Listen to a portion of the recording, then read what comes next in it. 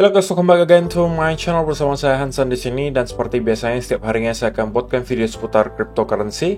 So bagi kalian yang tertarik seputar cryptocurrency, boleh aja langsung bantu saya like dan juga subscribe. Jangan lupa juga untuk hidupkan lonceng notifikasinya supaya kalian gak ketinggalan update terbaru seputar cryptocurrency. Oke, pada hari ini guys, kembali kita akan bahas seputaran Bitcoin, dan seperti biasa kita bakal mulai dari CoinMarketCap terlebih dahulu. Per hari ini secara global market cap crypto berada di angka 799 billion dollar atau turun sekitar 5,84%. Nah, Bitcoin sendiri di angka 16.600-an, Ethereum 1.174, BNB 229, XRP 0,35, Dogecoin 0,076, Cardano 0,26, dan Polygon Matic berada di urutan ke-10 dengan harga 0,799 dolar. So, per hari ini kita melihat market rata-rata dalam keadaan merah, penurunannya ranging antara 4, sekian persen hingga kurang lebih belasan persen. So, itu adalah outlook sementara dari beberapa top coin yang ada. Untuk hari ini kita nggak bakalan bahas berita dan data guys, jadi kita bakalan langsung fokus ke chart. Nah, kita langsung fokus aja ke chartnya Bitcoin ya guys. Apa yang sedang terjadi? Udah lama kita nggak bahas dan analisa mendetail dari time frame besar sampai yang kecil. Nah, kita mulai dari weekly chart terlebih dahulu. Apa yang bisa kita lihat di weekly chart? Sebenarnya tidak banyak yang berubah, oke? Pada intinya, selama ya kita tidak mampu untuk menunjukkan ada indikasi bahwa bulls sudah memegang kendali, ya kita masih bisa aja melihat penurunan terus terjadi. Salah satu indikasi yang mungkin bisa kita jadikan pedoman gitu ya, untuk memberikan indikasi bahwa bulls bisa jadi sudah lebih memegang kendali daripada para bears, adalah kalau at least kita bisa melihat semacam breakout dari area resistance. Dalam hal ini bisa jadi adalah sebuah trend line atau area horizontal di sini. Oke? Jika trend line-nya berarti yang ini, kalau area horizontal berarti kalau kita cek, maka kita bisa melihat ada sebuah level yang cukup penting di sini. Oke, dan ini adalah yang perlu di-break oleh para bulls kalau memang pengen menunjukkan gitu bahwa mereka sekarang memegang kuasa, at least gitu ya. Salah satu dari kedua area ini harus mereka tembus. Lebih baik lagi tentunya kalau kita mampu menembus keduanya. Tetapi sebelum hal tersebut terjadi gitu ya, selagi kita berada di bawah trendline ini dan juga berada di bawah area horizontal di sini, maka semua yang terjadi di sini itu sekali lagi cenderung adalah bearish retest. Ini juga ada saya jelaskan di video beberapa hari yang lalu gitu ya, kita udah beberapa kali mention juga bahwa selagi kita tidak melakukan kedua hal tersebut, kenaikan yang terjadi di sini itu cenderung terlihat juga korektif gitu ya, alias bisa jadi hanya bearish retest lagi untuk melanjutkan penurunan ke bawah dan membuat lower low baru. Tapi memang ada berita baiknya juga guys, walaupun mungkin ini baru ada satu, yaitu adalah kita sudah start melihat weekly chart membentuk yang namanya bullish divergence. Ini mungkin juga kalian sudah tahu bahwa kita melihat di price actionnya membentuk lower low, tapi di indikatornya kita membentuk higher low. Dan ini kalau misalnya teman-teman perhatikan secara historis itu jarang sekali terjadi, bahkan bisa dibilang tidak pernah ketika kita menyentuh bottom bear market. Jadi ini adalah sesuatu yang baru gitu ya, dan menurut saya ini akan sangat powerful guys. Kenapa? Karena ini adalah chart weekly. Walaupun tentunya sekali lagi kita nggak bisa jadikan divergence itu satu-satunya indikator yang langsung kita jadikan konfirmasi untuk masuk ke market, tapi kita perlu konfirmasi dari price action juga. Jika nanti kita mendapatkan bullish divergence diikuti dua hal yang tadi saya sampaikan, breakout gitu ya dari trendline dan juga horizontal resistance di sini. Nah, dari sana kita punya dua alasan gitu. Pertama, kita melihat bull sudah mampu menjebol area resistance. Kita juga melihat adanya bullish divergence. Jadi dari sana kita sudah punya dua alasan gitu, kenapa kita bisa melihat bulls mungkin akan lebih memegang kendali. Untuk sementara, hal tersebut belum terjadi. Nah, kemudian kalau kita misalnya zoom in ke time frame yang lebih kecil, mungkin di 4-hour chart, ini yang mungkin teman-teman lihat di video kemarin gitu ya, yang saya sampaikan akan saya bahas di video berikutnya. Mungkin akan lebih jelas kalau kita lihat di weekly ya guys. Dan sebelum yang garisnya tadi, teman-teman harus aware gitu bahwa penurunan yang terjadi, oke, dari top kemarin sampai sekarang itu berangsur-angsur itu menipis guys. Oke, menipisnya seperti apa? Apa yang saya maksud? Teman-teman kalau lihat ini penurunannya di sini. Oke, jika kalian bandingkan penurunan pertama di sini, ini adalah penurunan kedua. Ini adalah penurunan yang ketiga. Oke.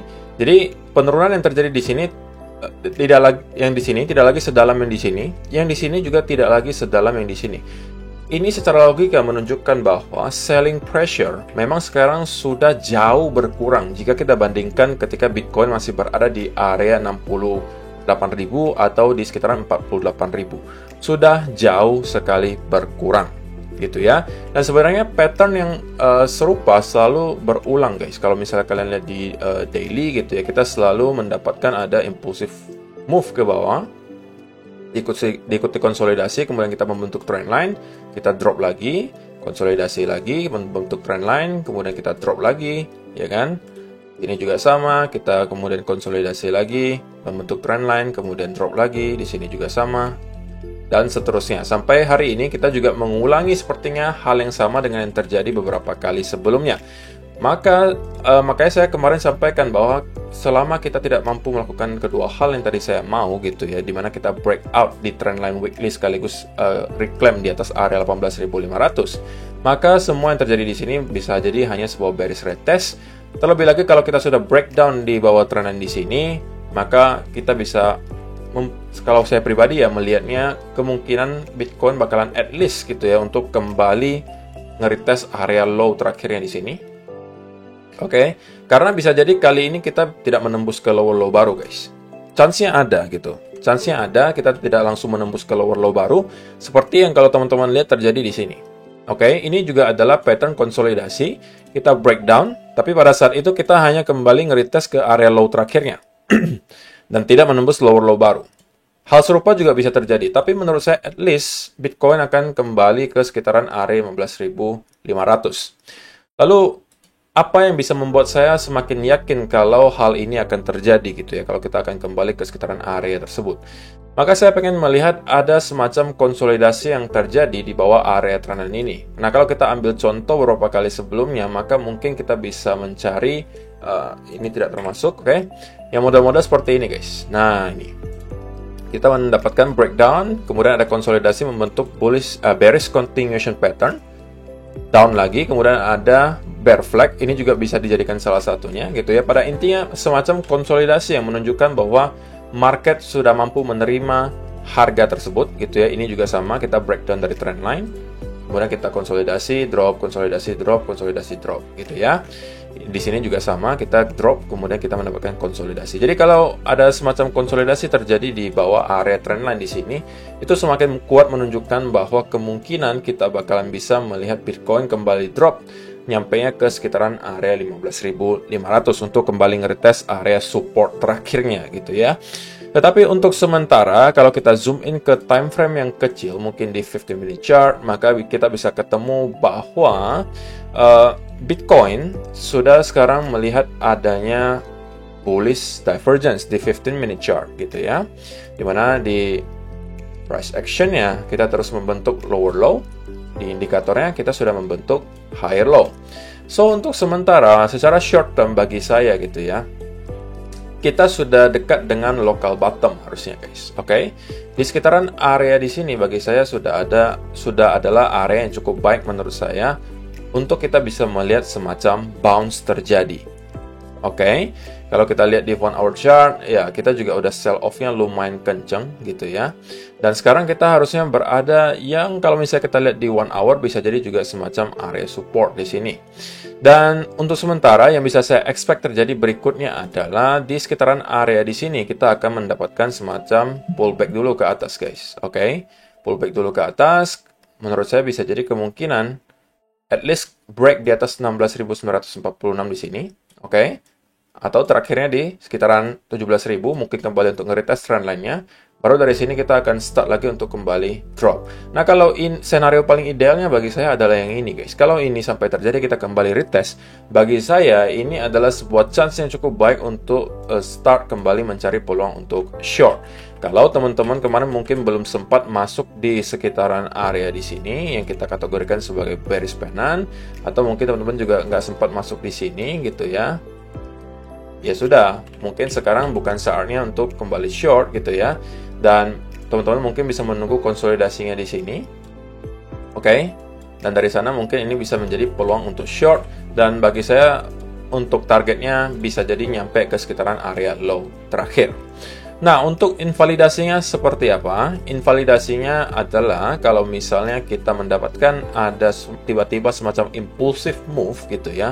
Contohnya mungkin seperti ini, pergerakannya tiba-tiba sangat impulsif ke atas, kemudian kita konsolidasi, misalnya kita tiba-tiba impulsif seperti ini, kemudian konsolidasi, maka dari sini itu bisa jadi saya akan flip kembali ke arah bullish gitu ya, karena market menunjukkan ke saya bahwa kemungkinan besar yang terjadi di sini hanya sebuah fake out gitu ya, dan kita akan kembali melihat bullish momentum untuk mampu mungkin bisa break di atas area 18.000 di sini. Tapi sebelum hal tersebut terjadi gitu ya, seperti yang terjadi di sini guys, ini adalah impulsive move diikuti correction, dan kemudian kita kembali mendapatkan bullish momentum. Nah, tapi kalau hal seperti ini tidak terjadi dan kita cenderung naiknya korektif gitu ya. Korektif itu modelnya seperti ini guys. Nah, seperti ini, oke, korektif. Nah, dari sana saya mungkin akan mencari peluang untuk short dan menargetkan ke sekitaran area 15.500-an.